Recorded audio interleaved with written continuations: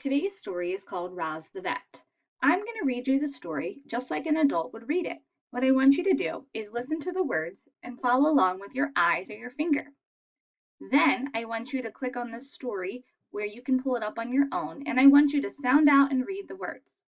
Remember, it's okay to read a story a lot of times, 2, 3, 4, maybe even 5 times before we really know what's going on in the story.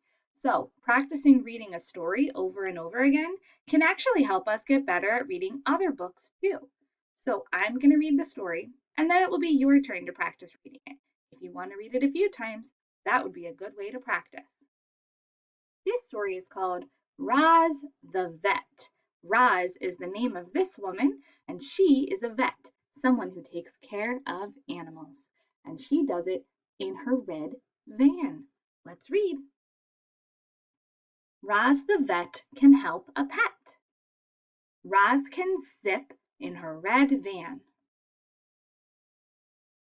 Roz can look at a pet pig.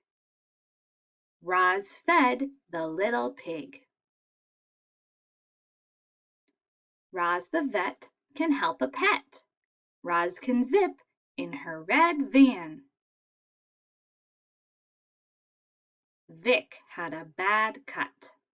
Roz put Vic in the van. Roz can fix it, Vic. Tab Cat got out. Tab ran up. Tab had fun. Tab cannot get down. Tab saw Roz. Roz can get Tab. Did you like that story about the vet?